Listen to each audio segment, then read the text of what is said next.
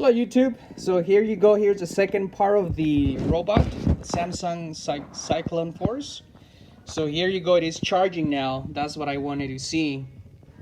So what we did, the previous video, if you go to the first part, I show you how to repair the wheel.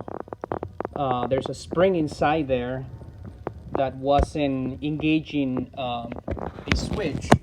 So we opened that up and we took care of that, and right now it is charging mode. So once it's fully charged, we'll run it. But if your robot is not charging in the beginning, or if a wheel is loose, it doesn't have tension, then you can watch the previous video and I show you how to repair it. Well, thank you for watching. If you like that video or if it's helpful, please subscribe to our channel.